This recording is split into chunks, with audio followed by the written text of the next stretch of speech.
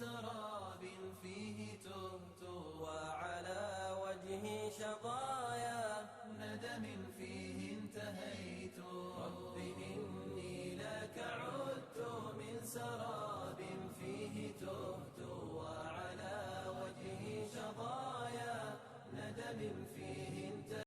يا من أجبت دعاء نوح فانتصر وحملته في فلكك المشحون يا من أحب.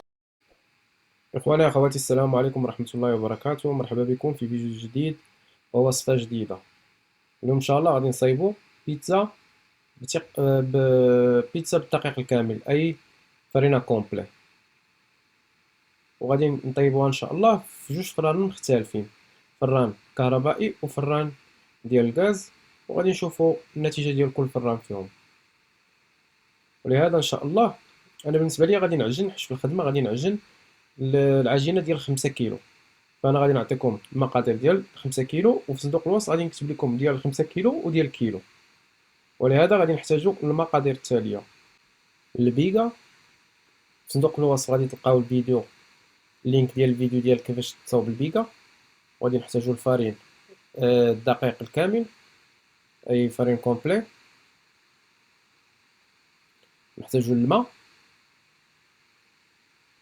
والجيلاتين، اي نظام العجن ديال الجلطانه، اي تبلور ناشا. وغادي نخلي لكم في صندوق الوصف اللينك ديال كيفاش نصايبوه. زيت الزيتون والملح وقليل من الخميره. في صندوق الوصف غادي تلقاو مكتوب المقادير بالنسبه ل 5 كيلو وبالنسبه لكيلو. من بعد ما قطعنا البيكا على هذه الطريقه هذه، تنديروها في العجانه. ضروري نقطعوها بحال هكا، تنخليوها الصينه، تنضيفوا عليها فرينه الدقيق الكامل، فرين كومبلي، زائد الخميره اللي عندنا،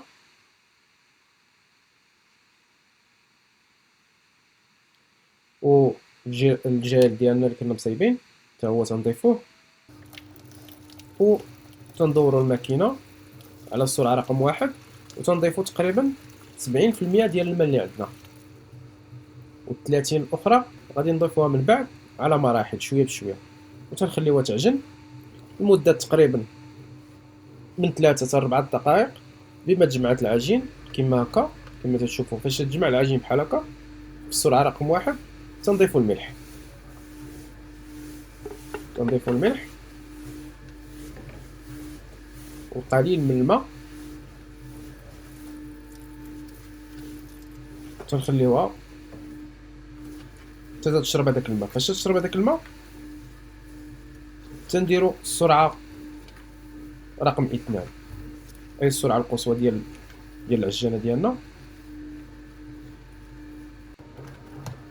على هذا الشكل هذا كما تشوفوا. وتنبداو نضيفوا الماء شويه بشويه، ما تنضيفوش كله بدقه واحده لانه غادي يجري لنا العجين، وانما تنضيفوه شويه بشويه باش العجين تقدر تشرب هذاك الماء اللي عندنا كامل، اللي هو النسبه ديالو 78%. احنا درنا في هذا العجين هذا ترطيب 78%، يعني هذا العجين تيكون شويه جاري.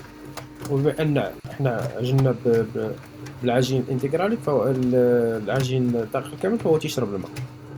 وفي الدقيقه الاخرى كنا هنا استعملنا 10 دقائق ديال العجن في السرعه رقم 2، تنضيفوا زيت الزيتون. فاش تبقى عندنا الدقيقه الاخيره تنكونوا سالين الماء ديالنا، تنضيفوا زيت الزيتون وتنخليوه بما تشرب لينا العجين هاد زيت الزيتون، تنوقفوا العجين. العجين ديالنا ما خصهاش تسخن، ما خصهاش تفوت 24 حتى ل 25 غراد. كما تشوفوا حنا عجننا 15 دقيقه ويلا وصلت ل 21.9، يعني تقريبا 22 غرام. فهي ما سخناتش، باقا بارده العجينه ديالنا. العجينه ديالنا ما خصهاش تسخن، لان لا سخنات تتجرى وتبقاش كما تشوفوا هانتو الاستيك. العجينه الاستيك، وخا شربت 78% ديال الماء فهي عجينه الاستيك لانها تعجنات مزيان. تنخليو العجين ديالنا في العجانه لمده نصف ساعه، ومن بعد ما تدوز نصف ساعه تناخذوها وتنديروا لها بحال هكا الطيات، تندخلوها في بعضها، تنديروا لها الطيات هادو، واحد الطيات شويه ديال الطيات، وتنديروها في واحد الاناء اللي تنكونوا بحال هاد الاناء هذا تكون دهناه بالزيت في الاول باش من ورا نخرجوا العجين تسهل عندنا في الخروج، وتنديروها في الثلاجه لمده 6 ساعات. من بعد ما تدوز 6 ساعات العجين ديالنا تتولي بحال هكا كما تتشوفوا، تقريبا ضعف الحجم ديالها. فتناخذوا العجين ديالنا وتنعبروا، تنديروا انا درت 280 غرام في البول اي في البيتزا كل واحده. تنشكلوا العجين ديالنا على هاد الطريقه ولا اي طريقه تتناسبكم، كل واحد يدير الطريقه اللي تناسبو صافي، وتنشكلوه بحال هكا.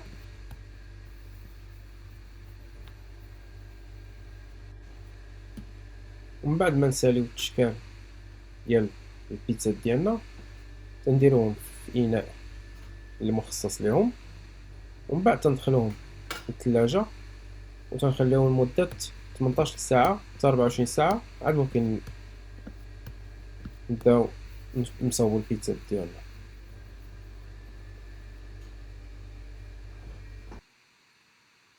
على هاد الشكل هادي. وهنا فاش طيبنا البيتزا ديالنا في الفران الكهربائي جات على هاد الشكل هذا، جات رائعه الصراحه، تلونات مزيان، خفيفه، تنفخات مزيان، هذاك الجال تا هو والبيكا تيعاونوها باش تنتفخ بحال هاد الانتفاخه. ودرنا الفران تقريبا ديال 360 درجه، طيبنا على 360 درجه في الفران الكهربائي. ومن بعد ما شفنا دابا كيفاش تجي البيتزا في الفران الكهربائي، غادي ندوزو للفران الغاز وغادي نشوفو كيفاش غادي يجينا البيتزا ديال الفران ديال الغاز. غادي نصايبو بيتزا مارغريتا بصلصة الطماطم وموتزاريلا فيوري دي لاتي، غادي نديرو الحبق اي ريحان بازيليك كل واحد كيفاش الاسم ديالو كيفاش عيط ليه، موتزاريلا فيوري دي لاتي.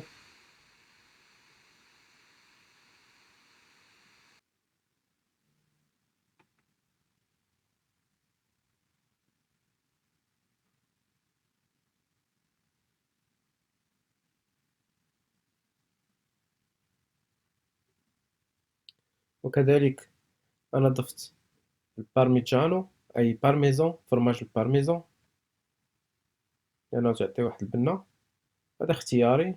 كذلك لوريغون تا هو الزعتر تا هو مسألة اختيارية، اللي يحب يديرو يديرو، اللي ما يحبش ما يديروش. وكذلك قليل من زيت الزيتون. دابا غادي نطيبو البيتزا ديالنا في الفرن ديال الغاز باش نشوفو النتيجة ونشوفو الفرق ما بين الفرن الكهربائي وفرن الغاز.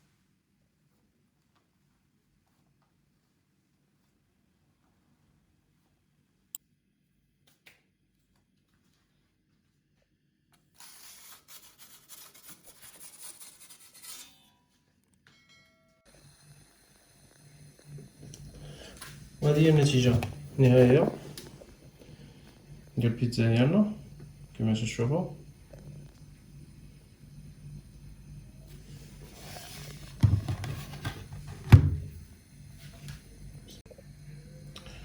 فاش قطعنا البيتزا ديالنا تتكون على هذا الشكل هذا كما تشوفوا، هذا هو الشكل ديالها. تتمنى انها تكون عجبتكم، تتمنى انكم تجربوها، خفيفه مزيانه في الهضم ورائعه جدا. فبالنسبه للنتيجه النهائيه فما كاينش واحد الاختلاف كبير، كما تنشوفوا في هذه اللي في اليسار البيتزا اللي في الفرن الكهربائي، وهاد البيتزا اللي في الوسط واللي في اليمين اللي في الفران ديال الغاز. فالاختلاف اللي كاين هو في البنه، في المذاق. المذاق ديال البيتزا الفرن ديال الغاز فهي ابنن، كما تنشوفوا حتى في الوسط كذلك بحال هكاك تقريبا مكاينش واحد الفرق بحال تقريبا، غير المذاق اللي ديال الغاز احسن. وفي الختام هذا هو الختام ديال الفيديو ديال اليوم. تنقول لكم ما تنساوناش من التعاليق.